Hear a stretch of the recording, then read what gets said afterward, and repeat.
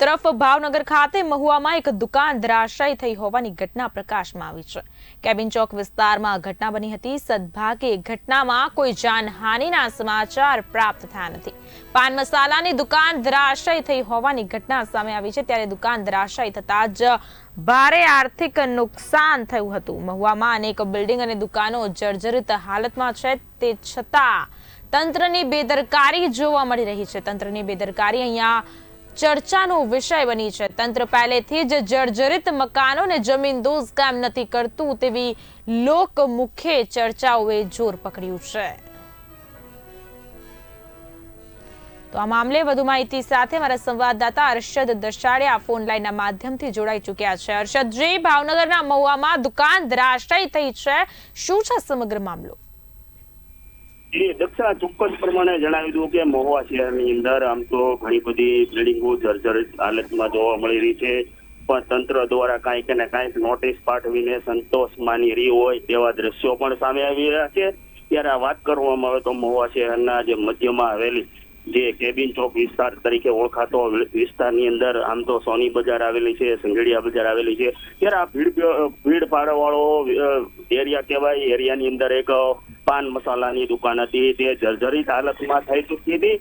અને 2 વર્ષથી જે બિલ્ડિંગ આ જે દુકાન હતી જે જર્જરિત હતી, આમ તો મહુવા નગરપાલિકા દ્વારા તેને નોટિસ પણ પાઠવી દેવામાં આવી હતી ને ત્યાંને લઈને કાંઈક ને કાંઈક આ નોટિસ પાઠવીને મહુવા નગરપાલિકાએ સંતોષ માની લીધો હોય તેવું લોકોમાં ચર્ચાનો વિષય બની ચૂક્યો હતો ને કાંઈક આ બિલ્ડિંગ જર્જરિત હાલતને લઈને આજે સવારે જે વહેલી સવારે જે આ પાન મસાલાની દુકાન છે જે ધરાશાયી થવા પામી છે। જોકે આ સદનસીબે વહેલી સવાર હોવાથી કોઈ જાનહાની થવા પામી નથી। આ મહુવા શહેરની જો વાત કરવામાં આવે તો મહુવા શહેરની અંદર જે 101 જેટલી બિલ્ડિંગો છે, 101 જેટલા દુકાનો મકાનો જેવું છે તે જર્જરિત હાલતમાં છે અને ત્યારે મહુવા નગરપાલિકા દ્વારા નોટિસ પાઠવી અને સંતોષ માની રહ્યા છે તેવું લોકોમાં ચર્ચાનો વિષય બની છે।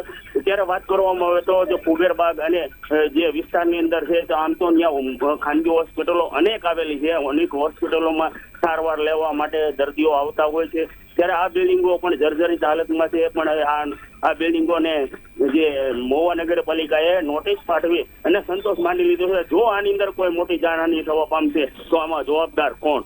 દક્ષા।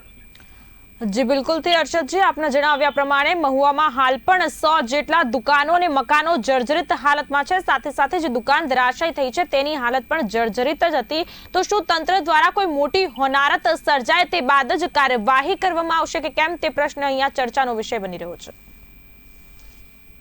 ચોક્કસ પ્રમાણે દક્ષા જણાવી દઉં કે આમ તો મહુવા નગરપાલિકા જ્યાં આજે તમામ બિલ્ડિંગોને ખાલી કરાવવાની પણ તજવીજ હાથ ધરી હતી। તજવીજ હાથ ધરાવવાની સાથે આ બિલ્ડિંગને ઉતારી લેવામાં નથી આવી રહી, ત્યારે આ બિલ્ડિંગો અત્યારે જર્જરિત હાલતમાં જોવા મળી છે। કાંઈક ને કાંઈક અવારનવાર એના જે સ્લેબના પોપડા હોય છે તેમજ દિવાલની રેલિંગ હોય છે તે પડી જવા પામતી હોય છે। આવા દ્રશ્યો તો અવારનવાર સર્જાતા હોય છે, પણ મહુવા નગરપાલિકાનું પેટનું પાણી હલતું નથી। દક્ષા। ચોક્કસથી અરશદજી, જે દુકાન ધરાશાયી થઈ છે તેના કારણે ભારે નુકસાન થયું છે, સાથે સાથે જે દુકાન માલિક છે તેઓની હાલમાં શું પરિસ્થિતિ અને શું માંગણી છે? દક્ષા, આમ તો વાત કરવામાં આવે તો જે કેબિન ચોક વિસ્તારની અંદર આ પાન મસાલાની દુકાન હતી જે બે વર્ષથી અત્યારે આ જે બિલ્ડિંગ હતું 2 માળનું જે દુકાન હતી એને ખાલી કરી નાખવામાં આવી હતી, કારણ કે કાંઈક આ જે એનો મકાન માલિક અને ભાડુઆતની વચ્ચે વિવાદ ચાલી રહ્યો હતો તેને લઈને આ દુકાન તો ખાલી પડેલી જ હતી, પણ દુકાનની અંદર કોઈ પણ સામાન રાખવામાં નહોતો આવ્યો। ત્યારે અવારનવાર આ નગરપાલિકા દ્વારા એક નોટિસ પાઠવી દેવામાં હતી, પણ મહુવા નગરપાલિકા દ્વારા કોઈ કડક કાર્યવાહી કરવામાં નથી આવી રહી તેવો પણ એક ચર્ચાનો વિષય બની ચૂક્યો છે। અને હાલ તો અત્યારે આ જે બિલ્ડિંગ હતું જે 2 માળનું બિલ્ડિંગ હતું એ 2 માળનું બિલ્ડિંગ પડી જવા પામ્યું છે। અત્યારે પાન મસાલાની દુકાનની અંદર જોકે આની અંદર કોઈ સામાન ન હતો અને જોકે કોઈ જાનહાની થવા પામી હતી। જી બિલકુલ થી તંત્ર દ્વારા હવે આગામી સમયમાં કેવા પ્રકારના પગલાં લેવામાં આવશે તે તો આવનાર સમય જ બતાવશે। અરશદજી, સમગ્ર માહિતી આપવા બદલ આપનો આભાર। ભાવનગર ખાતે મહુવામાં એક દુકાન ધરાશાયી થઈ હોવાની ઘટના સામે આવી છે। જણાવવા માંગીશ કે કેબિન ચોક વિસ્તારનો આ બનાવ સામે આવ્યો છે। સદનસીબે દુકાન ધરાશાયી થવાની ઘટનામાં કોઈ જાનહાનિના અહેવાલ અત્યારે પ્રાપ્ત થયા નથી।